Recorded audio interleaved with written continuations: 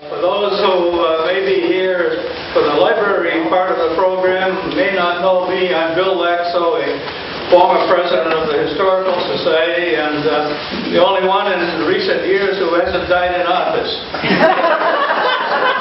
Bad joke, I know, but tonight I'm going to start off the evening with a very special presentation from a former Lunenburg resident, a retired teacher now living in Wachusett down on the Cape, Ken Pearson. And of course, the current president, let's not forget, is now I'm nervous. Chuck Manese is our current president. So, Ken, come on up. Ken Pearson, got a presentation for us. Thank you. It's all yours. Well, on behalf of our family, I'd like to present you with a history of a family business. It was called Pearson Pattern and Model Works. Started about the time I was born in the basement of our home and grew to a pretty successful business. And it was about the time that a lot of the industries that supported railroads and companies like GE and turbines, the pattern business was tied into a lot of areas of business, not only for castings, metal castings, but also for molded plastics. So this is kind of a neat little history, and I'd like to thank Bill Laxo for putting a lot of this together. Although I grew up in the business, I was probably just born a couple of years old, so I didn't have the same perspective. So it's kind of a neat story if you decide to take a look at it, but I'd like to present you with a copy. Thank you very much. Yeah, thank you. Thank you very much.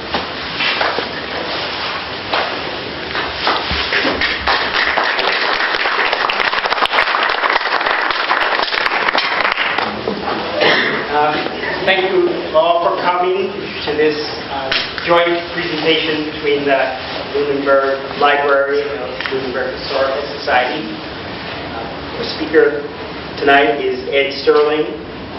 He'll be telling us about the Central Mass Road. And I believe there will be a presentation and an opportunity for questions at the end. We're ready? We're ready. Okay. Thank you. Great. Thank you. See if my magic pen works. I hope for the best. Okay. So I'm from Bolton, and been kind of a railroad nut for many, many years. Grew up in a railroad town in Vermont called Essex Junction, Vermont. It's up by Burlington. And we always had a great big Lionel train layout wherever we lived. Even to my father's dear end at 96 years old, he had a great big Lionel layout in his retirement home, the kind of assisted living place where he was living. I'm a member of what they call Train Collectors Association. This is like the Lionel Collectors group. There's about 3 of them across the United States. This is a big one. And I personally collect what they call standard gauge. These are great big tin cars that are anywhere from like 12 to maybe 18 inches long. It's just so much fun, the size of these things. They were made kind of during the Depression, and obviously wealthy families were the only people that could seem to afford them. I love to see like tracks in the woods. When I drive along, I've kind of got this peripheral vision that's looking for unusual berms and straight lines in the woods that shouldn't be there. And I run home and I look at these old maps, and sure enough, there was a railroad line that's been long abandoned. So that kind of spurred my interest in this Central Massachusetts Railroad that runs down from Boston to Northampton. There's lots of tracks in the Bolton and Clinton and Hudson area.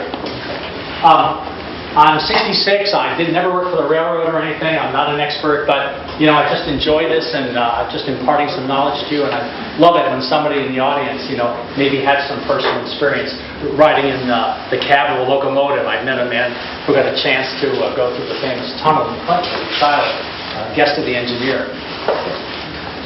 So this was my town in Essex Junction, Vermont. Had this very unusual, dirty old red train barn that kept the passengers out of the snow and the rain when they were switching from one line to another. These wonderful locomotives came when I was a kid. My father would race uptown at night, and We'd watch the tender being filled with water. The waiters would come out with the apron or the towel on their arms and so on. Guests would be getting in the car. The engineer would be oiling the wheels. Just great memories way back. It'd be about like 1956, 57. Let's see. So, why do I care about this crazy Central Massachusetts Railroad? It's kind of long forgotten. So, Bolton actually had what we call a one-day railroad. It literally ran one day and went bankrupt. So, it's a phenomenon in our town, And it's like, well, how could you do that? Well, it happened. It ran one run. Down by me, Route 62 goes down through Hudson and Berlin and Clinton. And people talked about a tunnel. I thought, a tunnel in Clinton, Massachusetts. Where could that be? Sure enough, it's about 1,000 feet long. And it was built for the Wachusett Reservoir when that was constructed in the late 1800s and early 1900s. You see tracks and bridges all through the area. More and more, the tracks are coming up, and now there's rail trails. It's unbelievable the amount of rail trail activity going on now in Concord and Acton, Chelmsford. I don't know where the money's coming from, but they're pouring a lot into the old railroads and turning them into beautiful light trails. So I was just curious, what were these railroads? If you look quickly at railroad history, I think you could argue that the golden years, you could go back into 1890 to about 1920, where the railroads were making tremendous money. It was really kind of the only way to go. Automobiles were kind of in their infancy, but they grabbed hold very quickly. And so, even by 1920, surprisingly, cars are making quite an inroad. A wonderful PBS program called Streamliners, one of the historians that they interviewed said that there were something like 3 million auto registrations in 1920, and at the end of the decade, it had grown to 30 million. So that even in the 1920s, railroads are being impacted significantly in passenger service by the impact of the car. It's fascinating.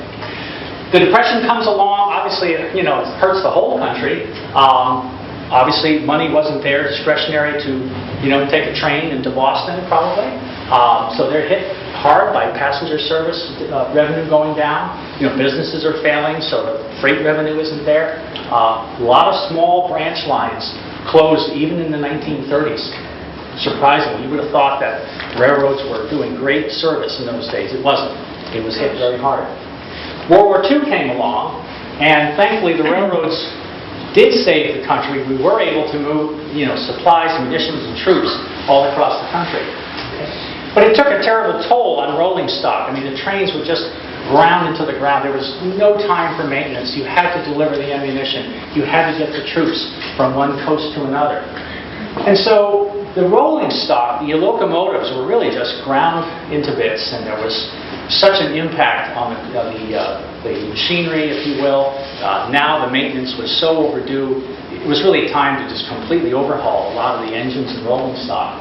And so in the post-war decade, 46 to 56, some railroads thought they would make another go at it, and they invested millions of dollars on new streamliners and beautiful silver passenger cars in the hope that somehow the passenger service would come back. But now you've got all these well-trained pilots that can fly 4-engine airplanes, and the technology, of course, of the airplane industry is significant after the war. You've got big passenger liners, and the jets are coming along quickly. So the poor railroads just are behind the times, even with new equipment. They're never going to match the speed of airlines and so on. Interstates start to come about with Eisenhower, 1956. So the public is traveling much faster than at railroad speed, and so that really hurts them tremendously. There's kind of a national meltdown, I think you could argue, in the 1970s. We have Conrail becoming a consolidation of a number of old famous lines, the Pennsylvania Railroad, the New York Central Railroad, and so on.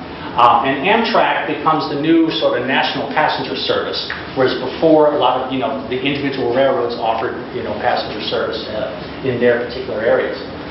I think today you could say that it's a fairly healthy industry. This containers on flat cars is very efficient, and so you can haul freight very cheaply compared to the cost of a truck operating going across the country. So you do see so many of these container flat cars now if you stop at a crossing and the freight cars come by.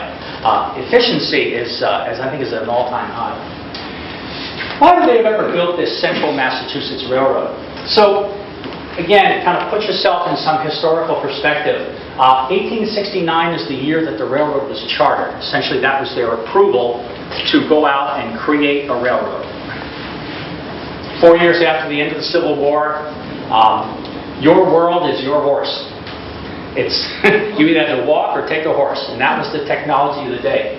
So what a treat it was to go into a big city. You know, how would you do that? And people love the idea. Boy, we could get a railroad into our town. We could get our goods and services, and we could travel there. So there was something of a railroad fever in those days. Lines tended to run kind of more north than east-west. The Fitchburg Railroad ran from Boston out to Fitchburg and out to Albany, but there was nothing really in the center of the state. And so the idea was to build a railroad that would service that center part of Massachusetts from east to west. And the plan was to get a railroad going from Boston to Northampton. And again, their charter was in 1869. So this was kind of the grand plan, if you will. Get out to Northampton up here, and then be able to go down into New York. There was a famous bridge on the Hudson River. That's what they call it, the Poughkeepsie Bridge. Okay, big deal at the time. Vanderbilt built it, if I'm not mistaken. And now you could get down into New York and Philadelphia and Washington. So this was the goal of the railroad. There's a wonderful book. It's called The Central Massachusetts Railroad. And from the book, it says, in all honesty and candor, it never should have been built. And that really was the truth, unfortunately, that it was a great idea. You know, it was a wonderful concept, but in reality, the business wasn't there. And so how was it going to stay alive and be healthy for a long time? In the town of Weston, too, they talked about working blindly and every day going nowhere. And that really is a sad commentary about the railroad. It really never hit major business centers to justify its cost. So it starts in Boston. They go through Waltham. They completely miss the whole industrial part of Waltham, which was a famous industrial city at the time. It goes on the high side of town. The Fitchburg Railroad goes right through the middle and picks up the business of the watch factories and so on like that. Hudson is the real first manufacturing town that they go through, and then on to Clinton a short distance later. But then you're going through the whole center of the state, and you know, there isn't too much. Amherst, Northampton, a lot of little milk runs, a lot of little farms and apples and things like that. That was going to keep the railroad going. The problem was the revenue really wasn't there. So this was the charter map that they proposed. And so there we are going through Waltham, Wayland, we're out to Sudbury. We could dip down to Hudson and Clinton, and then we kind of yo-yo through little towns, Jefferson, Rutland, Colebrook, Hadley, sorry, not Hadley, Amherst, and finally to Northampton. So that was the plan from a design standpoint. The idea was get some money to meet the charter. The money funds the building. You sell stock in all the little towns you're going through with the encouragement that it's going to help business in that area. And so that's what they did. They went out and they sold shares of the railroad. And they were authorized for $3 million. But even right at the start, they're struggling to get this money. The towns are balking. Yeah, it's a good idea, but you want us to pay for this? You know, is the railroad free? Well, of course it's not free.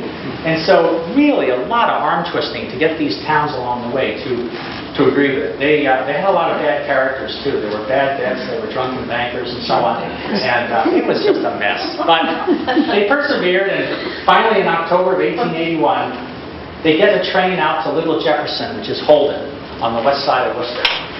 And then they go bankrupt. So kind of a sad start, if you will.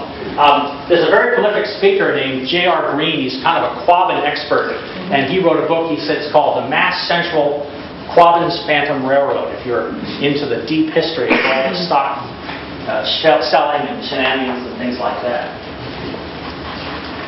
And so there was a share of stock in the famous Massachusetts Central Railroad, and that was what they were trying to sell. Well, it fails. They still believe the idea is sound. They reincorporate and they flip the name. Now they call it the Central Massachusetts Railroad, which is kind of how it's known historically. And they get trains out to Little Jefferson again 4 years later, December of 1885. And finally, the famous Boston and Maine Railroad Company comes along, and they lease the railroad. And as such, they put their power and their financial wherewithal behind it. The capital is there to complete it. They're finally able to get all the way out to Northampton, 104 miles from Boston out to Northampton in December of 1887. So again, 1869, 1887 have a functioning railroad. Long time. And there was the new stock that they were selling now on the Central Massachusetts Railroad. So this is a system map. Again, going from Boston, we have little towns. We have a couple stops in Waltham, Weston. We're crossing in Sudbury. It's called the Old Colony Line. We go out to Hudson. We get to Clinton, Oakdale by Worcester. And again, all these little tiny towns, mid-state, finally making it out to Northampton. So that was the as-built map of the Central Massachusetts Railroad. And there was the announcement that they're ready to go. So it becomes what they call a division of the famous Boston and Maine Railroad Company. And so the B&M buys all the stock and now is the true operator of this railroad. So they'll refer to it as the Central Mass Division. The problem is that there's so many little railroads during this railroad fever of the late 1800s that many of them fail, and the B&M comes along and kind of vacuums them up. So you notice that in general you would have the Boston and Albany Railroad and the Boston and Maine. And most of these other lines were called branch lines. And they're all over the place here. There was some that went up to Greenville, New Hampshire, some went up to Hollis, New Hampshire. The old rail trail and air went up to Nashua and beyond to Portland and so on. So again, we talk about Mr. Green's book if you're ever interested in the details of it. Okay. This is the book that really got me interested. I'm very fortunate. The Bolton Library had a copy of it. And it's a very hard book to find. It was in our kind of reference room, like you can't take it out. And it took some effort on eBay, and I spent about $150 on it. Wonderful, wonderful book. Details in photographs. If you're crazy like me and you love railroads, this was the book to have. And very, very detailed history of the entire effort. Just phenomenal photography. Unfortunately, at those prices, not anybody can enjoy it. Well, luckily, a couple of years ago, they printed a new version of it with all kinds of extra photographs. So now it's at a much more affordable price of about $40, which for railroad guys is that's not a bad price. So that's much more easy to obtain now if you were interested in something like that. So we've talked about the general history of it. What would it have been like to ride on this railroad? So again, there's our system map. What would our train look like? Well, in general, you would have had a steam locomotive up until the 1930s. That was the only real form of locomotion in those days. Central Massachusetts ran relatively small locomotives. Okay? Again, it was an indication of the amount of passengers and the relatively small amount of industry. So these were fairly small locomotives. And we call them a 260. And what that meant was there were two small wheels in front by the cow catcher, and then there would have been three big wheels, maybe 4 feet high, 48-inch on each side. All right, there's our 3 plus 3 is 6.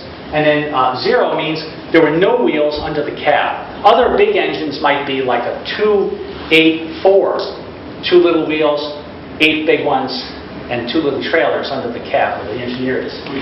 And when we see different pictures, as we will soon, they tended to be numbered in the 1300 and 1400s. The locomotive we saw when we opened the presentation was number 1455, the last steamer to run on the Central Mass Railroad. You would have ridden in a nice passenger car, kind of a rust-colored red. But then as technology changed in the 1930s, they took old passenger cars and they reworked them. And they put a motor in it. So that instead of needing a steam locomotive and a tender, you now had a self-propelled car. So one little car could go out on a small passenger run to Hudson or Clinton for the relatively small number of passengers and back. Had a little baggage compartment in the front. And they were called doodlebugs. It was just the name they had. They typically had a gasoline engine to operate.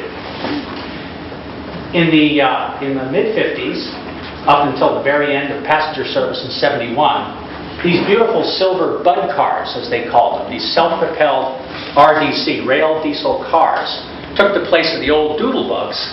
And those lasted until I moved here to Boston, and they were still hauling them around behind big engines. And then the MBTA upgraded a lot of the cars on the passenger line, and now we see these kind of silver and purple cars when you see a train coming through with the commuters and so on. So that was the last of the passenger service with the old, these bud cars, very pretty stainless steel.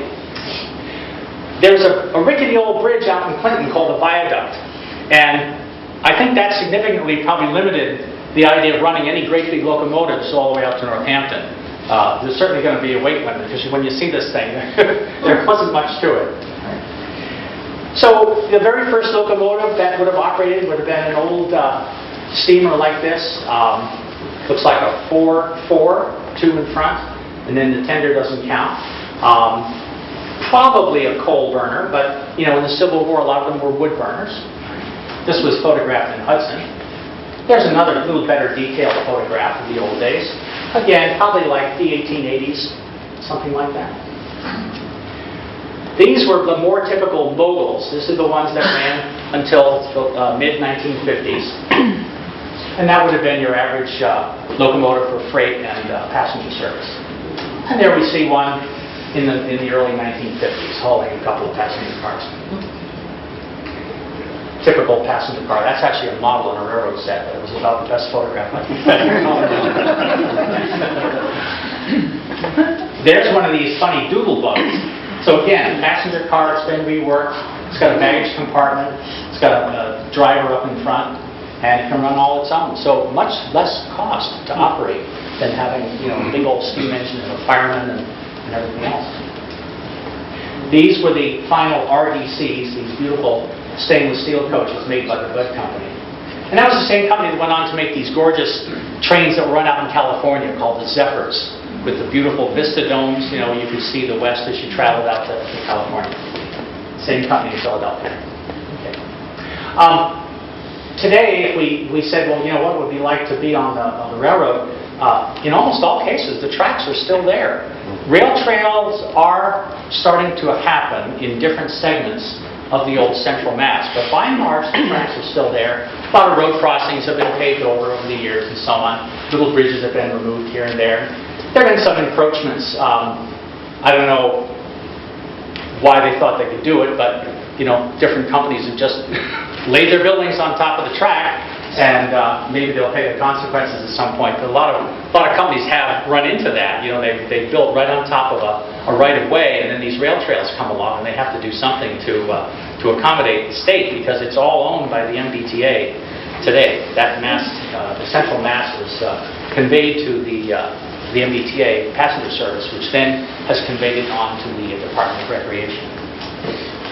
There's a nice bridge on 128, just south of 117, and that's completely intact. So it looks good for a rail trail at some point.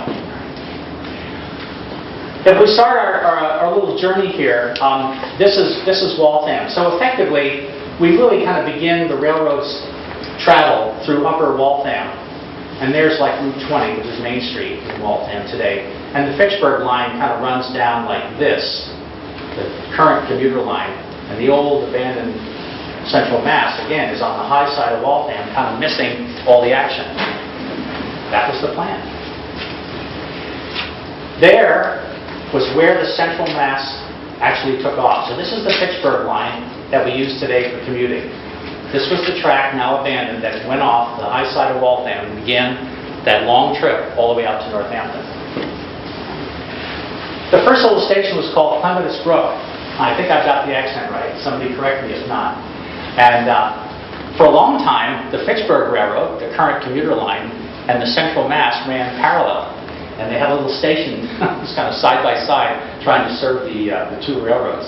In 1953, this crazy sort of parallel track, obviously costly to maintain two of them, was abandoned, and they just went to one single track. If you are a commuter, what they call Waverly today would be the nearest station to Little Clematis Brook. And again, the Fitchburg line, which is the commuting line, was really at the same location. And there's just to give you an idea from a location standpoint. Right here, it says Waverly, Belmont, Waverly, and Clematis Brook. And there it was, just a little tiny whistle stop, so to speak, probably a little ticket agent for commuters. There's a train roaring by. So we saw a modern picture. There's the steamer coming off of that track, the parallel track that ran years ago. And there it was coming onto the main line to get into Boston. So after we left our little Clematis Brook station, we go over the Linden Street Bridge, still intact today, modern photograph, very good condition. And we go to what's called Waltham North. Unfortunately, there's nothing left of Waltham North, but just some memories. And there, even in 53, it's looking pretty dowdy. Even worse in 63, and finally got torn down. So no surprise that it's gone today. Waltham Highlands, a short distance later, would have been our next stop. And somebody's taken a beautiful, made a beautiful video, and they've done a wonderful job maintaining the station. It's just a real joy when these old stations get preserved. And there it is back in the 50s. And finally, there's one of our doodle bugs making a run coming into Boston. It's actually got a car behind it. And there it is today. It's an insurance office. It's really nice. They put up some beautiful black and white posters outside the building showing what it looked like back in those days. So somebody's taking great care to maintain the station. We would cross over Route 117 in downtown, actually 117 and 20 in Waltham. And we would go over the bridge now. Obviously, 128 was a later addition to the state's highway system. So that had to be built to accommodate the railroad. I think 128 was built in the, I want to say, early 50s, if I'm not mistaken. Very, very intact, very good shape. And a lot of people make these YouTube walking tours of the railroad line. And so if you're interested, a number of people have made some great journeys as they part the weeds going through the old tracks to see what shape it's in today. So here we are in Waltham, and what you start to see are these big power lines, the electric lines, that follow the railroad for miles and miles. There we are on 128. And again, very good condition. There's a company that seems to park trucks down at the end to keep people, I think, from using the bridge significantly. So our train would continue now across the bridge. We're going to head into Weston at this point, be our first stop. There's one of those pretty RDC self-propels, and it's on the Fitchburg line, the current commuter line, going over the old Central Mass, and that bridge is still there today. So there we are at Weston. And that's the station at Weston. What's curious is, look at the myriad of telephone lines in those days. There was no multiplexing, and everybody used to have their own private line. The poor telephone poles looked like they were in a cave in. This crossing, I guess, was dangerous across the tracks, and they finally decided they needed a bridge. So after a while, they moved the station down from where its old location was, and then they built this bridge, and that's Church Street today in Weston. So the little station is still there. It's hard to say what anybody's doing with it. It's kind of looking sad and abandoned, but it's got a lot of potential. You can see here probably an early teens automobile, and it's supposed to be 1950. Again, some pretty complicated phone lines, but it looks as if they've cleaned it up a little bit. The 1950s, looking a little sad. And then finally today, kind of abandoned, but, you know, it'd be nice if somebody put some money into it and not let it deteriorate any further. There's the old rail bed, which would become a rail trail at some point. Short distance after that, we'd have a little whistle stop. You'd flag the train down at this shed here, and this is called Cherry Brook, and that's today's Concord Road in Weston. The little shed is long gone, sadly. It was burned by vandals. Not much there. Going beyond that, Wayland, with a little station called Tower Hill, would be the next stop. I'd say by the car, it's about 1930-something. And there it is in the 1970s, and finally that the shed, the nice station burned down at some point, replaced by a little flag shed, and even that was eventually destroyed, unfortunately. But again, look at our power lines following the trail. So Wayland itself now, the so-called downtown Wayland, Route 20 and 27, is the next stop. Beautiful little station. Again, the horse and buggy kind of dates the picture. The ladies' clothes as well. Gives a suggestion, probably, in the 1880s. Nice freight coming through in the 40s. And very good commuter scene in 1956. Quite a good crowd. A few of the last folks, 1970, the railroad will stop operating passenger service a year later in 1971. So this was the kind of bitter end at this point. But the good news is that the station survives in beautiful condition. It's kind of an artist's gallery for folks in Wayland, like a little sort of craft shop. You can go in and visit it. It's really, really beautiful. Somebody's taken care to maintain the building. They've done a nice job. And they are building a rail trail now in Wayland that's going to go down a couple of miles. So very good active crew in Wayland for the rail trail. The next stop is called Russell's Crossing. There's a famous garden center in Sudbury called Russell's Garden Center. It's huge. And the track made a very long diagonal crossing across Route 20. Apparently it was quite dangerous because of the length of the crossing. And somebody thought, well, we need something more than blinking lights. And they decided to put some type of a pop-up gate. And the gate popped up and it said, "Stop for the locomotive." Well, it was a big deal. The governor came out and there was a big ceremony for this unusual new crossing. But I guess apparently everybody drove over it and destroyed it. It didn't last long. Apparently it was only in existence for about a year or two. And there's a picture of it. So when the train came along, this thing popped up and you were supposed to not cross it and crush it. And you can see this long, there's the rail bed, and this long diagonal going across the road. Russell's Garden Center would be right in here today. And now that would be going to Sudbury on Route 20. So a novel idea, and the only place I know of where that occurred. So we're traveling along now. We've crossed at Russell's, and our next stop is a little flag stop called East Sudbury. And so it was a whistle stop. The car again dates it to about 1930-something, and you flag the train down if you needed to stop. Okay, there would be no ticket agent or anything like that. We continue on under Sudbury, under Route 20. We cross it, and we eventually get to what they call the South Sudbury Union Station. And this was a grand station. It's just held by the side of it. This was a combination of two railroads, the Old Colony and the Central Mass, crossing at a diamond. No bridge, a diamond. So you often had to coordinate your schedules carefully that the two trains didn't run into each other. And apparently they didn't for quite a long time until, apparently about late 1970s when maybe things were getting kind of lax. One day, one train knocked over another. So it was a little bit of an accident. An old postcard from way back, just give it a little bit of color. And if you look from an aerial view, you have this old Union Station, long gone now, a freight house. There's the diamond where it crosses. That still exists in the woods. And then you're coming, again, from the east, and there's a little sort of substitute station eventually as this one deteriorated. And eventually became a little cookie company called Crumble Station.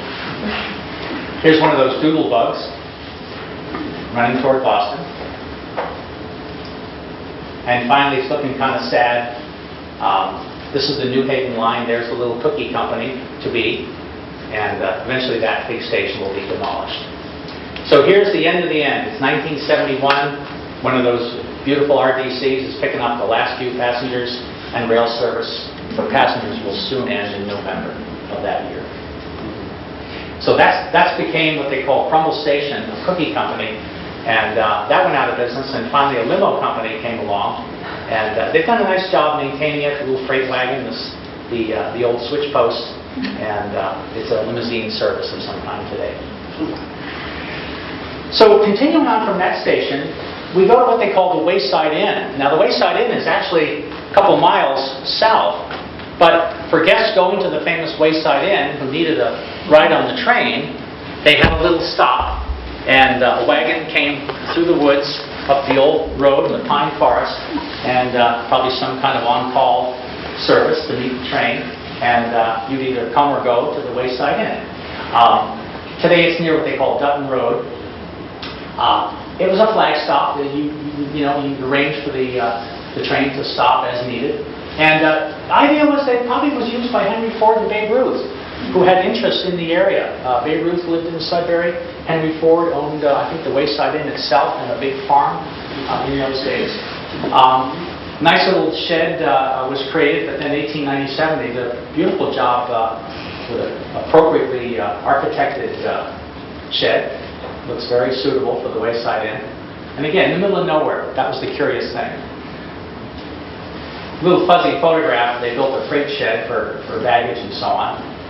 And sadly, that disappears in World War II. Apparently it was burned down by vandals. So we continue on from the Wayside Inn and go to what they call to the bunkers. In World War II, early in 1942, apparently the government was very concerned about Liberty ships coming into Boston Harbor loaded with munitions. Because a German submarine, which is well documented, flies in the Long Island Sound and the New Jersey coast, they had cannons on the top of the submarine. And so the submarine could surface, get the cannon aimed into Boston Harbor, lob a shell into a Liberty ship, and you could have had some terrible destruction.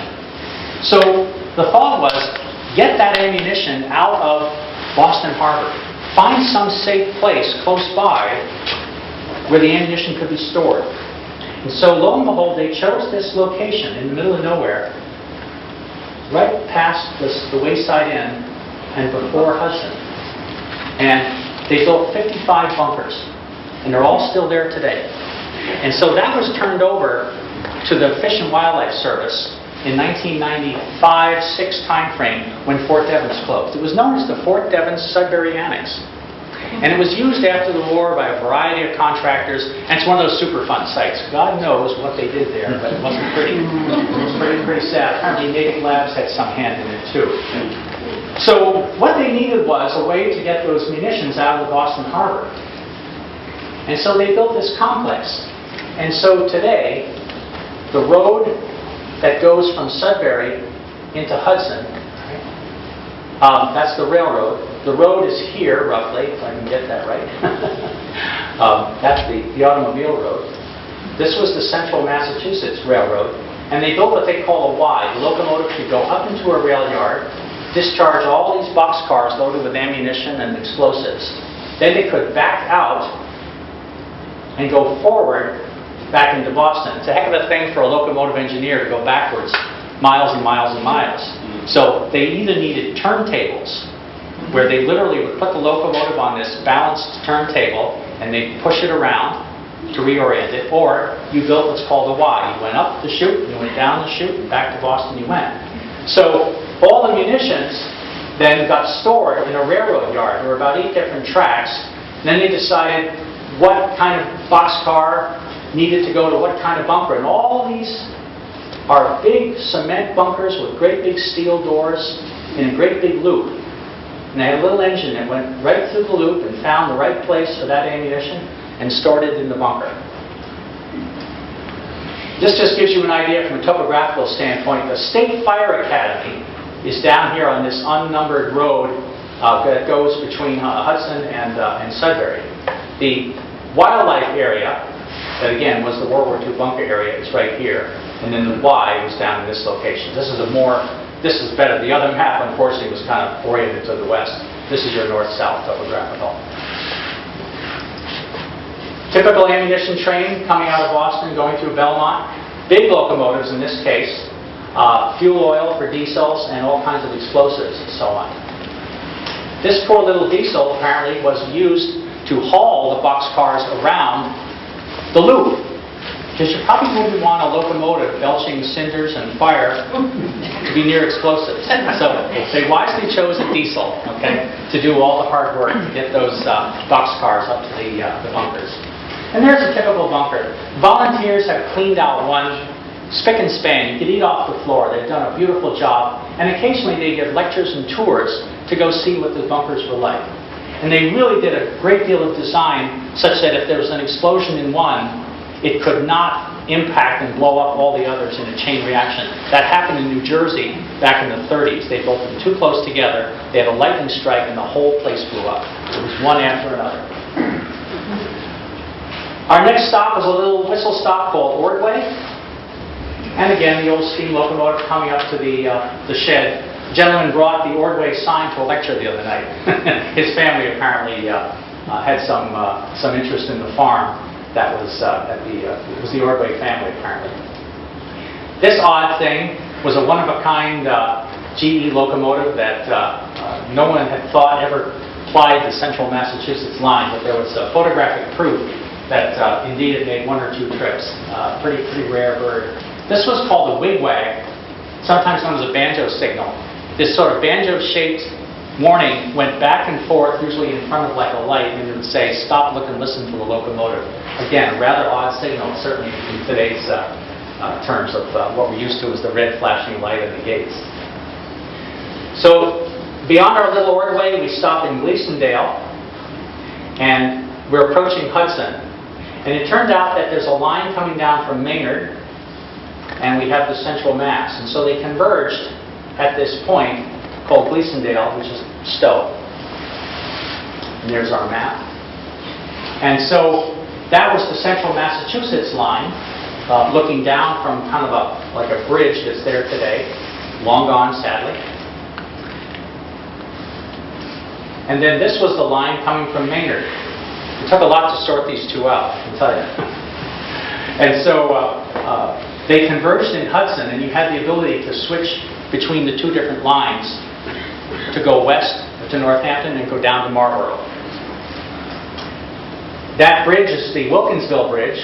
We actually have a trolley kind of sneaking under the bridge on its own little track here. Okay? And then this was the main line to Marlborough, and this was the Central Massachusetts.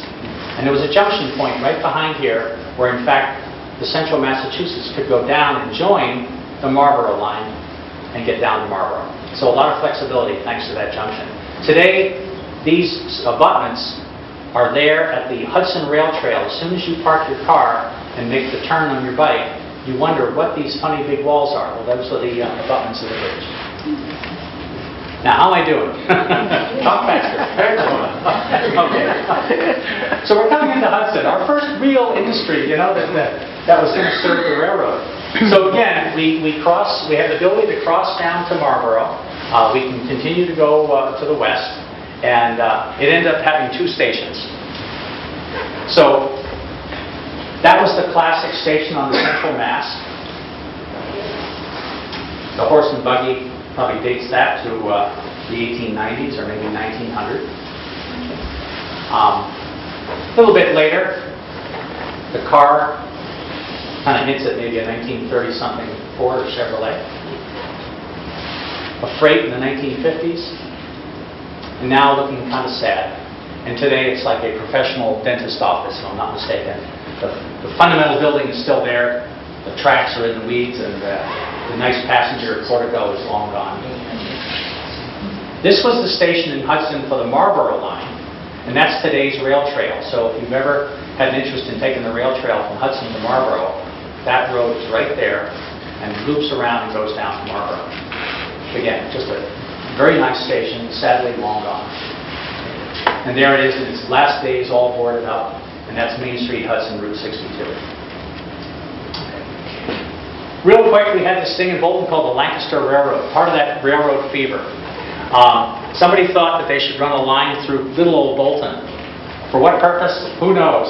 Because there's nothing in Bolton but apples and milk. And so they built this railroad, struggled to find the money. They created it. The board of directors got in a car. They ran the locomotive one day for an inspection run. And a lucky farmer out doing his haying with his little daughter saw this amazing sight of a train coming through the woods, and they flagged it down, and he and his daughter got a ride. They were the only passengers aside from the board of directors ever to ride on the railroad. They go to Lancaster, or they must have backed up or turned around somehow, went back to Hudson, and they went bankrupt. That was it. And so it's kind of unique.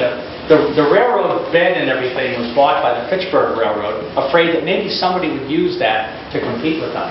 But they never had any intention of doing anything with it. Finally, the tracks were pulled up. There's a lot of evidence through the town of Bolton, the old railroad bed. It's kind of fascinating. But there's very little evidence that anything was there anymore. It's just a fascinating story about that whole railroad fever, that people really didn't think about the viability of these things. And who would have sunk the money in? I don't know. So now we would go to South Bolton as we leave Hudson. We have a cute little, there was what they used to call a crossing tender. And sometimes it had a little shanty to keep the guy out of the rain. So he would hold up a sign to make sure automobiles or horse and buggies didn't ride across the track. And here's the train again. Probably about 1915, something like that.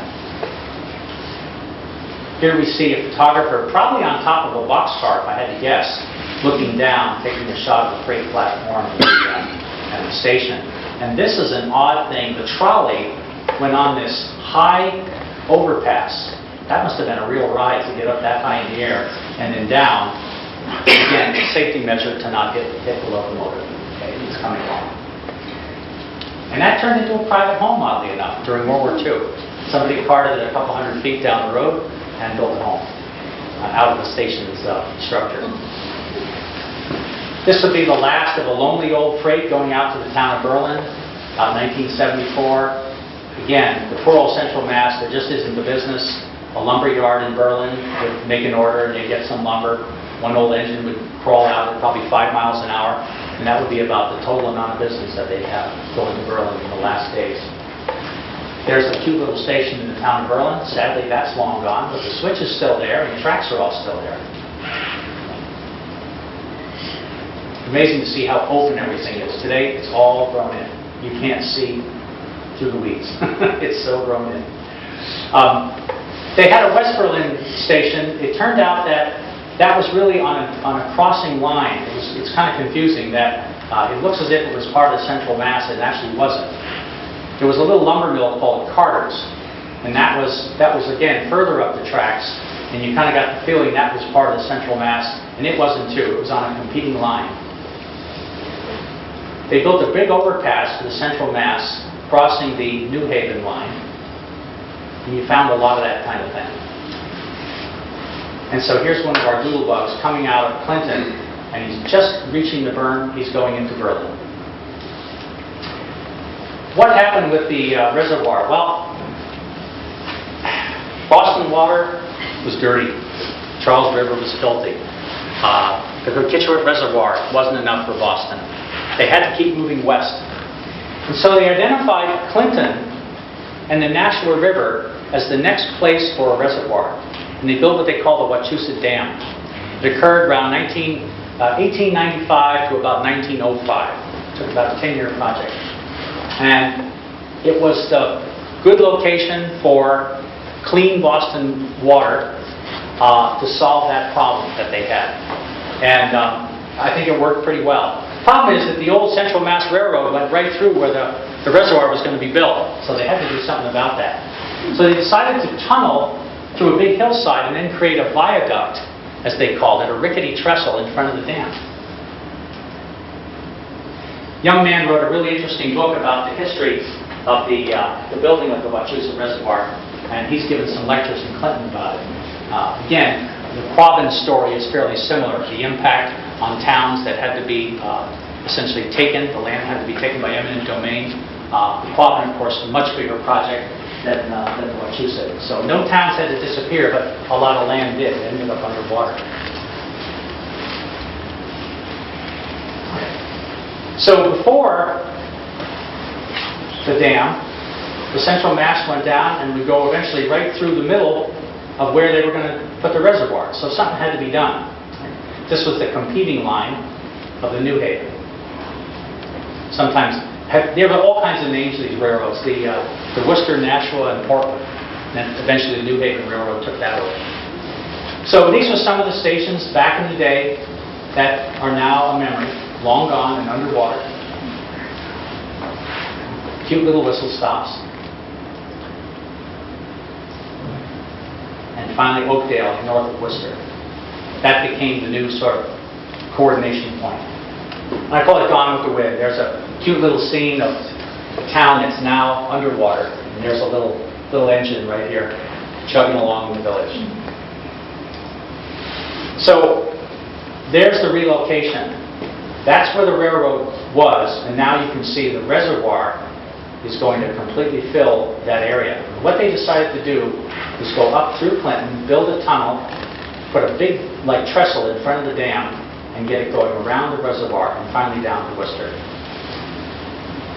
So there it is with the new relocation, if you will, going up through the town, and the reservoir now has buried the land and the railroad. Beautiful photographs were taken, hundreds and hundreds of beautiful photographs. They're all online, what they call the Digital Commonwealth. It's an absolute treasure trove.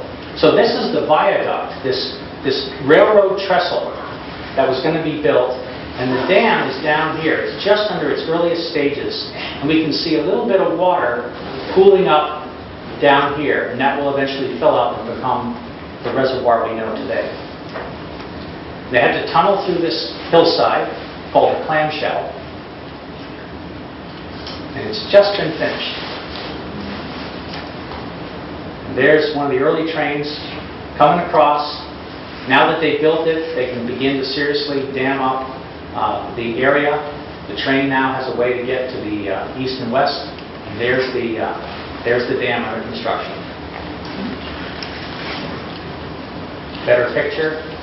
Probably about 3/4 done at that point. Generating house down here. They used to generate electric power. That stopped in the mid-50s. And the generators are too big to ever take out and fix. I checked with the MWRA. They're just an antique. They'll never be changed. There's no way to... The building was built around the generators. So there's our viaduct going across the front of the dam. And a little train making the crossing.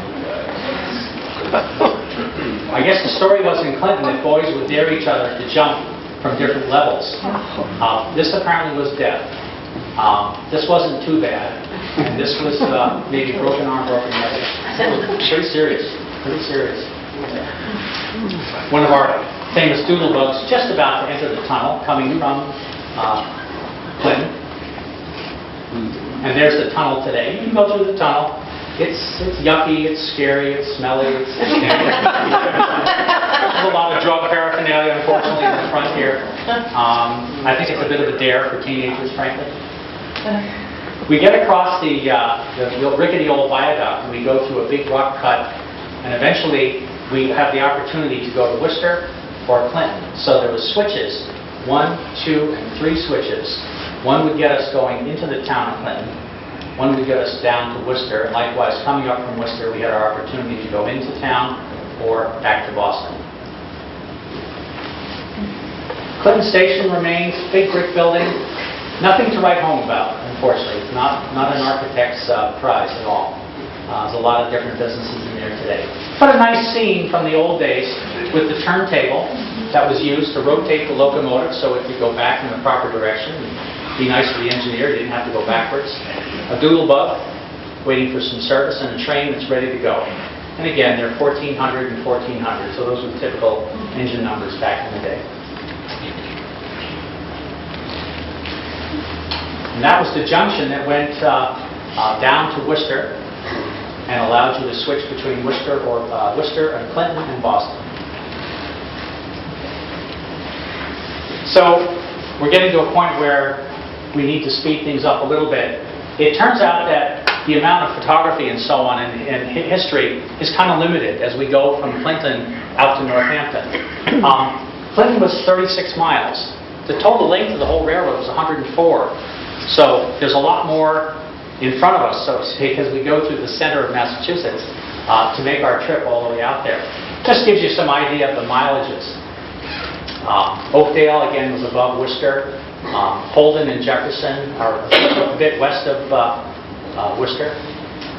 Mushapaug, Rutland, Coldbrook, they're pretty much in the same general area, mid-state. Route 54, Route 68, Route 31. Barry, Wheelwright. All the little milk stops, so to speak. And finally Northampton at 104 miles. And so we could do just a quick tour. This was another one of these dangerous diamond crossings. We've got to that's a double diamond at least, up to 2 different lines. Wachusett. Again, these are little tiny towns, sort of probably milk and apples. Jefferson.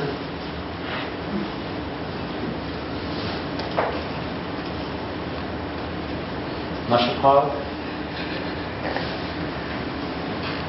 Rutland. West Rutland. Colebrook. Big hurricane in 1938. Famous hurricane. Terrible. Talk to the old timers. Anybody lived through it here in the audience?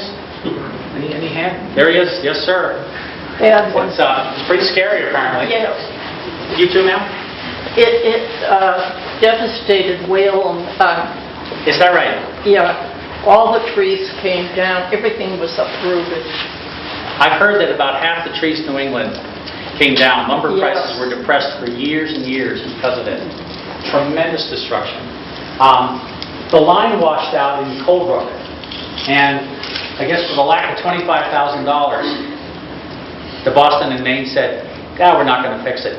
So we're just going to cut the railroad in half. We're going to have a western division out to Northampton, and we're going to have an eastern division.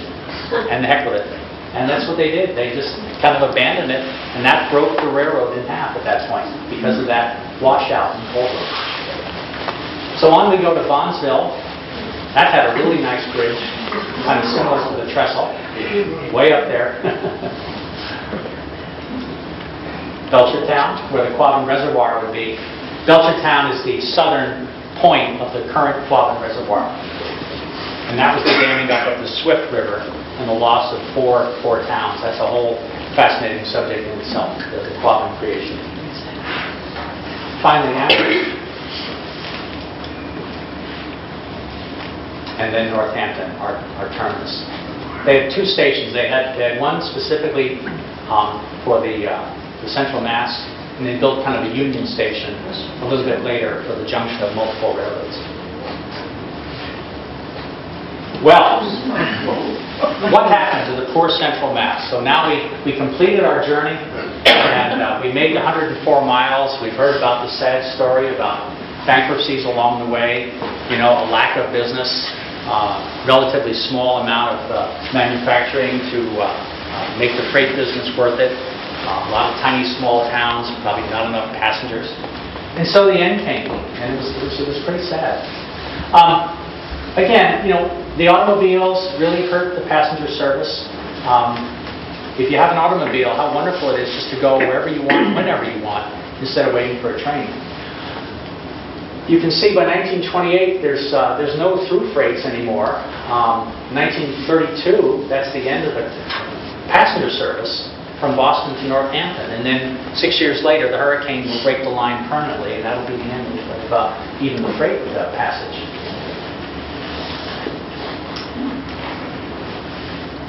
So they break the line in half, and they create these 2 sort of subdivisions, if you will. The Central Mass, which went from roughly Worcester to the east, and then this Northampton to what they call Wheelwright. Even Marlborough, that crossing we had in Hudson, the passenger service ends there just before the war. But World War II does revive activity, so it was good. There were a number of plants in Hudson and Clinton that contributed to the war effort. There's no doubt about that. But after that, nothing really happened post-war. Okay. Again, we talked about the Sudbury ammo bunkers. That was a wonderful thing that there was a railroad and 2,000 acres of land. Sadly, the farmers apparently had like 2 weeks to pack up and get off their property. Thank you very much. And that's part of the lecture that you can hear at the ammo bunker complex, which is now the Department of Fish and Wildlife. Again, every once in a while they'll have a lecture on the story of how the bunkers were created. It was all for the good of the war back then. There's no real injection of money after the war on the Central Mass. It's just kind of left to go adrift. Maintenance, nothing really applied at all. The tracks get crummier and crummier. It's kind of a sad story. They filed for bankruptcy, the whole B&M company does. They linger on for a couple of years. I think about 1983, they go from Chapter 11 to Chapter 7, and it's the true end of the whole B&M, and they're sold to this, what they call Guilford Rail. Today it's called Pan Am. MBTA gets everything going out to Berlin. So today, if there's a rail trail, it's all under the umbrella of the MBTA, the normal commuter service. They own everything to West Berlin. There's an active effort in a lot of towns for a rail trail to happen, but there's a lot of little pieces, and whether it can come together in one grand concert or not remains to be seen. There were some freight operations for a while, and then again this Guilford Rail acquired the B&M. So just in terms of some interesting dates, the last steam locomotive, that big engine we saw when the lecture started, number 1455, it was thought to be the absolute last run of a steam engine on the whole Boston and Maine through all of New England. Apparently they snuck in an old locomotive in June for a run in, I think it was Marblehead. But everybody wants to pretend that the train to Clinton was the last one. That was saved at Edaville Railroad. If you've ever been down to Edaville, that's where they have like Thomas the Tank Engine for kids. They have a cute little narrow gauge line. Edaville sadly went bankrupt, and a lot of the assets were distributed around New England. So this old 1455 went down to Cape Cod for a while, and finally it's in Danbury, Connecticut at the New England Railway Museum. So it's one of the few locomotives that was ever saved. May of '58 was the last passenger train that went out to Clinton.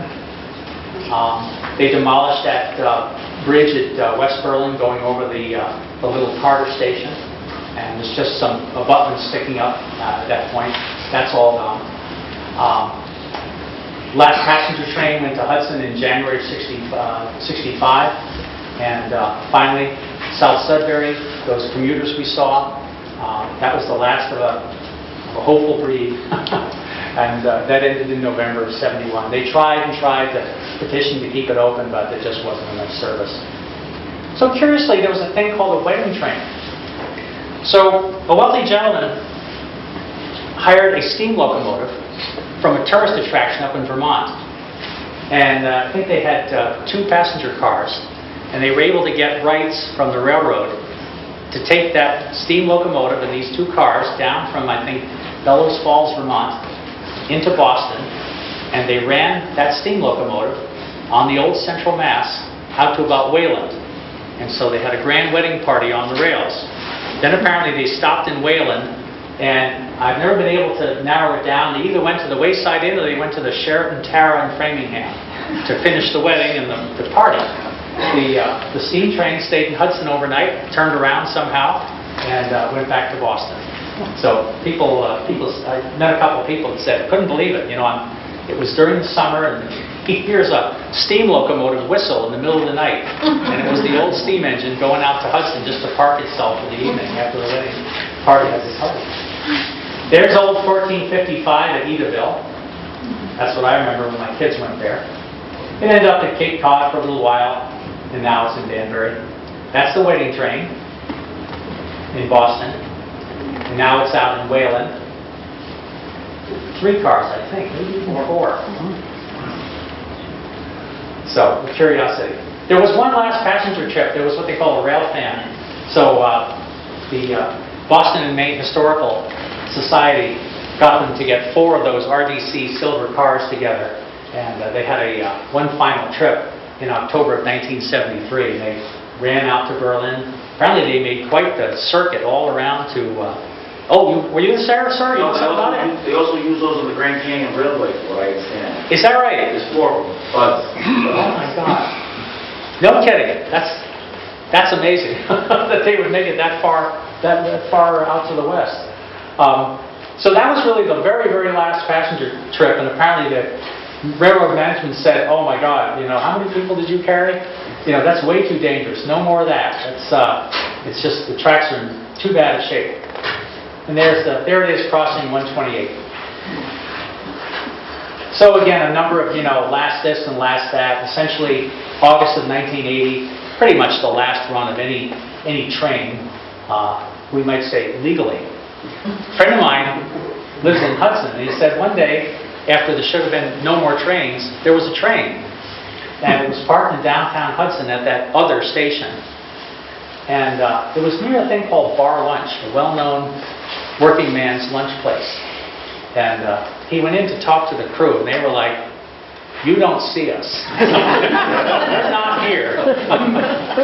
And so I guess they kind of snuck their diesel engine all the way down the tracks, got to the Bar Lunch, which was known for like a lobster lunch, and enjoyed it one final time, and got the thing back into Boston.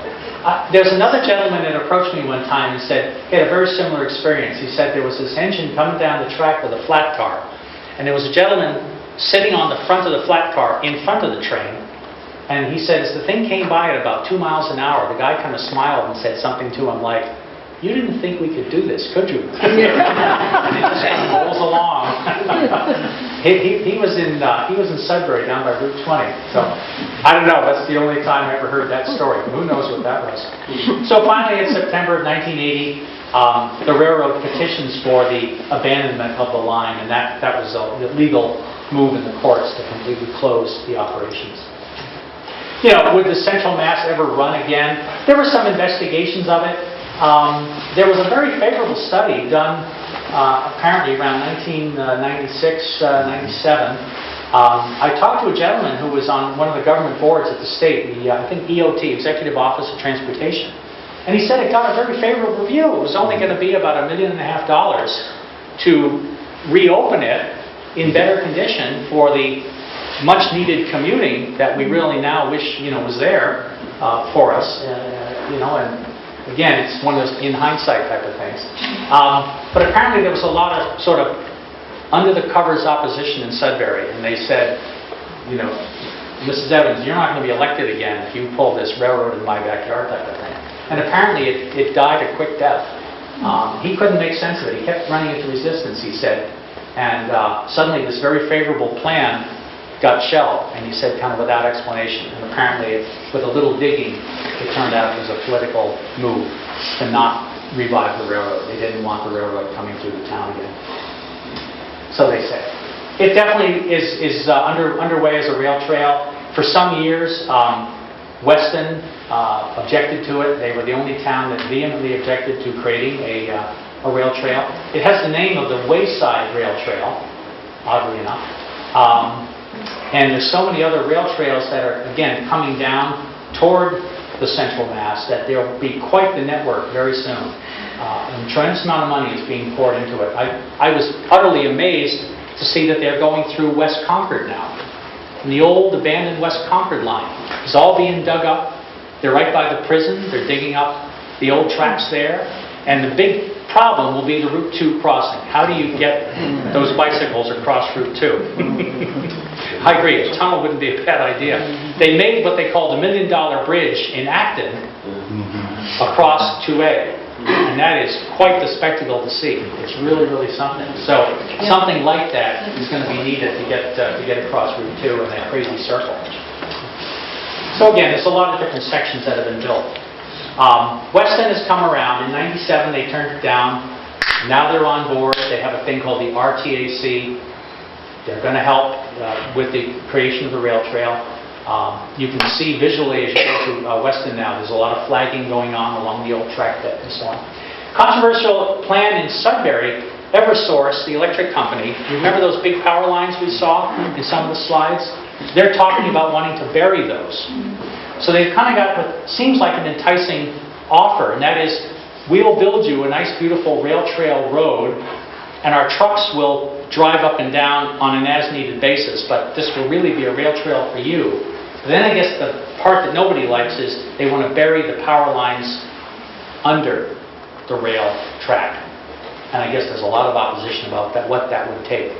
So that's not being well received in Sudbury at the moment. So the book hasn't been written on Eversource and the plan to use the rail trail as a possible buried power line source. We'll have to see. Again, that's just the story of the Eversource proposal.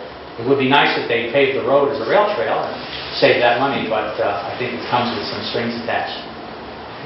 Nothing much is happening right now beyond Sudbury.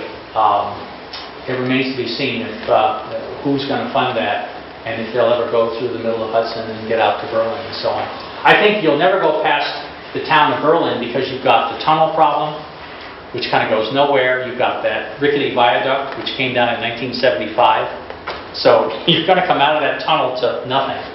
And I think that we're going to have to be happy with it ending in Berlin and maybe 495 or something like that. And there's some of the different sections of, to be built, already built. A couple up here, Wachusett, Rutland, okay, not built yet, and so on. If you are interested, this is a wonderful book that details all the history. A lot of my slides came from pictures in that book. Just to thank some of the different people who've helped me, again, the Central Mass book. The Wikipedia, remarkable job. Whoever did that, it's fantastic. It's just amazing. This is J.R. Green, who talks a lot and written a number of books about the Sudbury Reservoir and the original Mass Central Railroad. I heard about the details of the fan trip, history of the Wayland Railroad, and so on. And this gentleman named Mr. Boothroyd, he's kind of the expert of that ammo bunker and how they came in 1942 and took all the farmers' land and then built all the bunkers and so on. A fellow in 1988 and his son hiked the entire line. And of course, this is kind of in the early word processing days, so he has this kind of hard-to-read, many-copied, typewritten report of his walk of the entire line with his son. A little better and more current. These two fellows here, I don't know what his name is at the moment, and this fellow, they've got some great YouTubes of, again, what I call walking through the weeds, if you're interested in seeing what the tracks look like today, but there are people serious enough to walk the 104 miles. So there's a little caboose in Hudson on the old Marlboro line, and that really kind of signals the end of our trip through the old Central Mass. So I thank you for coming tonight. Appreciate it very much.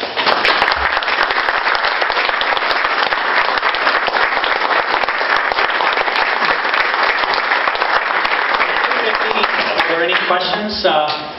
Maybe a little bit, sir? Yeah, I basically brought up in Melrose, Massachusetts. Whereabouts is that? It's like right near Wakefield. Oh, okay. All right. Melrose and so forth. And I lived on Grove Street, which is also crossed by Grove Street, which was a line of the railroad track. So I was like, I'm going to walk away from the trees all the time, going by the house. Isn't that fascinating? But all this, I don't see things. The track went to Knott Station. Right. And it went up to, I always believed it went up to Portland, Maine. Maybe that end, or Bangor. Right. And going through here, I don't know, you didn't seem to mention that run. Right, so this is strictly the Central Mass, and again, it shared largely the Fitchburg trackage, which was an east-west, very much an east-west line. Okay. And as I say, you kind of had to get out to essentially Belmont and this little Clematis Brook before it had its sort of own parallel track. Some of these walking videos describe the journey a little better than you can even looking at a map. It's kind of fascinating that way. The rail trail today in air is the line that goes up to Portland. So as you bike up the rail trail, you'll see these P stones with like 103. What that meant was Portland was 103 miles. Now it's 102. Now it's 101. Okay? So that line went from air all the way to Portland.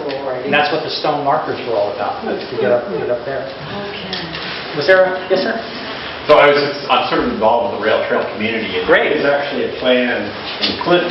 Once you go through that tunnel, Yeah. they are actually planning, obviously they're not going to rebuild the viaduct. Right. They don't have that much money.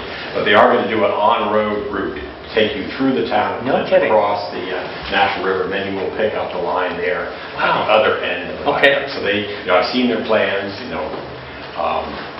how long it's going to take them to do it. But there is ultimately the vision is to go all the way from Northampton to Waltham on that rail trail. Boy, that's fascinating. That's going to be a steep dip out of that. Well, it's going to be, you get, there's Is there a a way to line go around, down? you're going to pick up a road. And then Okay. be on the road. So like that. All right. So, yeah.